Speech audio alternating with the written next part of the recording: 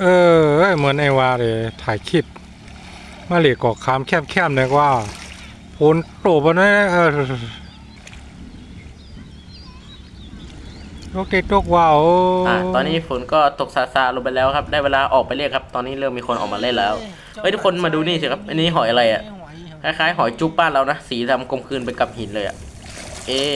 ตามพ่อแม่ไปสำรวจฝั่งนู้นดีกว่าเหมือนจะมีอะไรให้ดูแวะถ่ายรูปกับเดอะฮักแป๊บหนึ่งนะครับดูว่าหัว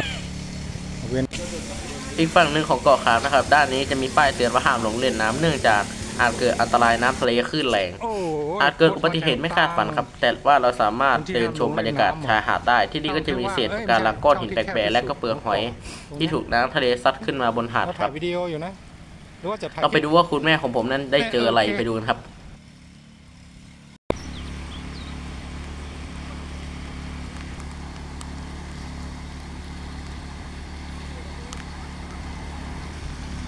ตอนนี้คุณพ่อก็กำลังเซลฟี่ตัวเองอยู่กับทะเลสวยๆเซลฟี่ทั้งวันทั้งคืนนะปลาหรือทะเลเนาะขอสคริปต์แป๊บหนึ่ง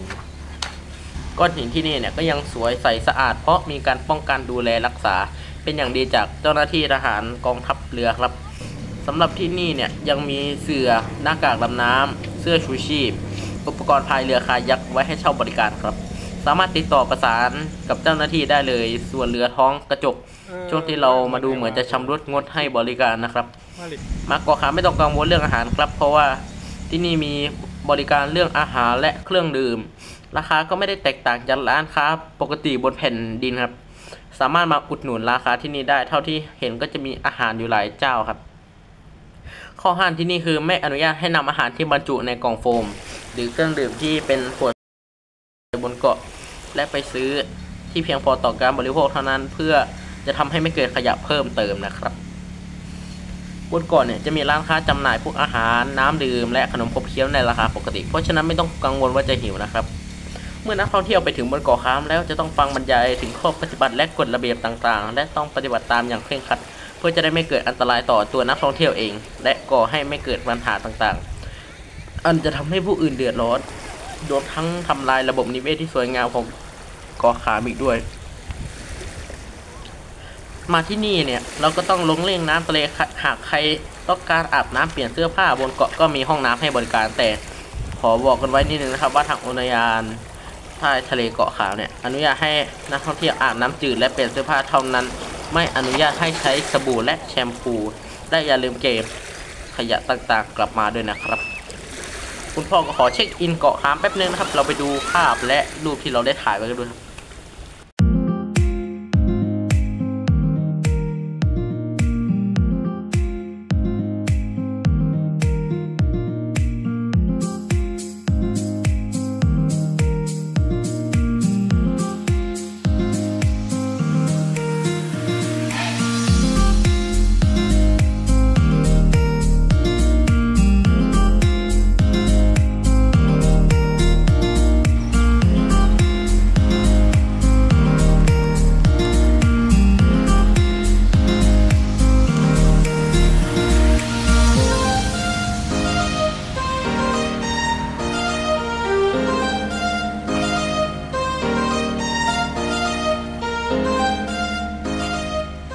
หอยหลายอันนี้ไงปลามัดต่างให้หนึ่งเหมือนหินหนึ่งพวกนั้น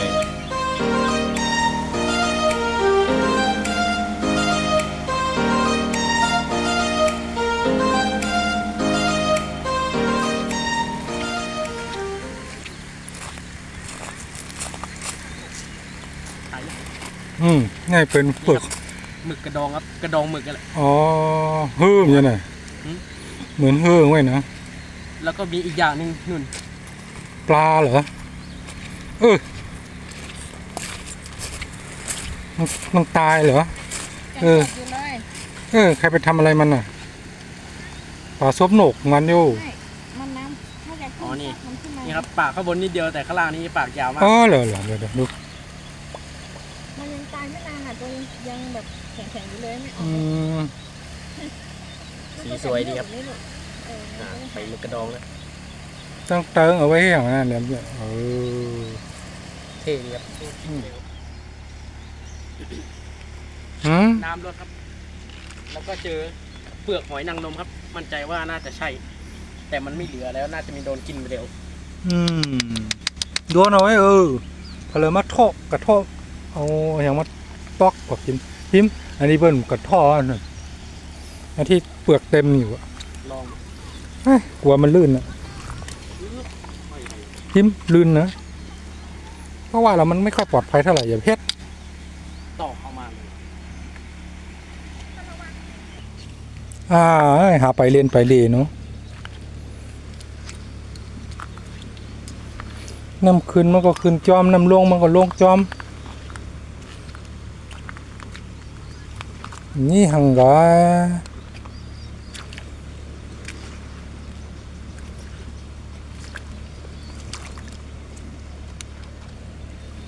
ปูเยอะตัวอย่างมีหังจอมหังไง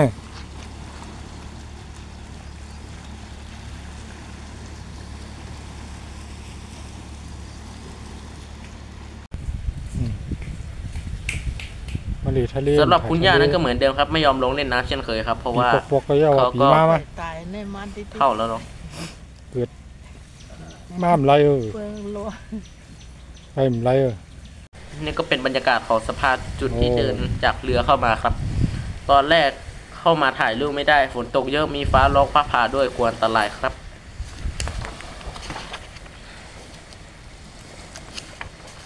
แต่ตอนนี้เนี่ยฝนมันหยุดตกแล้วทุกคนก็จะลงไปเล่นน้ำดูปะการังกันสำหรับคนที่มาดูน้ำที่เกาะขามนะครับต้องบอกเลยว่าสะดวกมากเราไม่ต้องนั่งเรือและเสียค่าบริการ ไปกับการดำน้ำดูปะการังอีกเพราะเราสามารถพกน้ำกัดดำน้ำมาเองได้ หรือถ้าไม่ได้นำมาที่นี่ก็มีให้เช่าบริการครับราคาเช่า100 บาทเช่าได้ไม่กำหนดเวลาครับ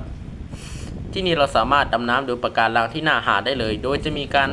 กั้นแนวเขตสำหรับปะการังไว้ให้สังเกตจะเห็นเป็นเชือกกั้นเขตและมีลูกบอลกลมๆครับเป็นจุดสังเกตแต่ห้ามออกนะครับเพราะอาจเกิดอันตรายน้ำพัดเข้าที่ลึกได้ที่สำคัญควรระวังหอยเม่นนะครับเพราะที่เราไปดำน้ำกันจะมีหอยเม่นมีจำนวนมากเล่นสุ่ม4สุ่ม5โดนเหยียบในแน่นอนว่าปักเท้าครับแล้วก็ต้องระวังไม่ให้ไปทำลายปะการังด้วยนะครับที่นี่มีปะการังดอกไม้ทะเลสวยๆที่เขาอนุรักษ์ไว้นะครับเยอะพอสมควรเลยสำหรับปลาสัตว์ทะเลปลิงทะเลอื่นๆก็พอมีให้เห็นครับปลาก็เยอะเหมือนกันครับปลิงทะเลก็เยอะไม่แพ้กับหอยเม่นครับแต่ว่ามันก็ไม่ได้อันตรายอะไรเท่าไหร่เราขอเวลาชื่นชมกับบรรยากาศบนเกาะขามดำน้ำดูปะการังชมธรรมชาติที่นี่กันเยอะๆครับเพราะว่าเราไม่ได้มาที่นี่กันให้ได้ง่ายๆโอ้ยเราจะต้องบอกว่าเสียดายมากครับที่ครั้งนี้เราไม่ได้นำอุปกรณ์สำหรับถ่ายใต้น้ำมาด้วยเพราะหาอุปกรณ์ไม่ทันเสียดายจริงๆแต่ยืนยันครับว่าน้ำทะเลที่นี่สวยดำน้ำเห็นแล้วฝูงปลาเต็มเห็นสัตว์ทะเลเห็นปะการังใต้น้ำแบบไม่ผิดหวังจริงๆครับสมกับที่เราตั้งใจมาเที่ยวจริงๆครับเกาะขามก็นับว่าเป็นอีกเกาะที่สวยงามไม่แพ้ใครเลยการเดินทางมาเที่ยวก็ไม่นานสามารถกลับไปวันเดียวก็ได้ตอนนี้ก็ใกล้บ่าย 3แล้วเราก็คงต้องรีบเก็บอุปกรณ์ข้าวของกลับกันแล้วก็ต้องมารอกันที่บ่าย 3 โมงที่จุดขึ้นเรือไม่งั้นก็จะตกเรือระหว่างนี้ยังพอมีเวลาแวะชิลแวะเล่นกันอีกสักหน่อยจะว่าไปจุดนี้สวยงามอยู่นะครับสามารถเล่นน้ำได้แต่ตรงนี้เราก็จะมองเห็นอีกด้านหนึ่งของเกาะแสมสารครับต้องยอมรับว่าท้องทะเลที่เนี่ยสวยไปทุกจุดเลยครับทุกคนก็ได้เวลาขึ้นเรือกลับแล้วขอขอบคุณที่ทุกคนช่วยกันดูและเข้ามาดูช่องทีม2080นะครับติดตามมาถึงตอนนี้ทุกคนว่าเกาะขามน่าสนใจและน่าเที่ยวไหมครับสำหรับช่องทีม2080วันนี้ก็ขอสวัสดีครับไว้คราวหน้าถ้าเรามีกล้องเราจะไปถ่ายมาให้เต็มที่ครับผมได้แค่นี้แหละครับผม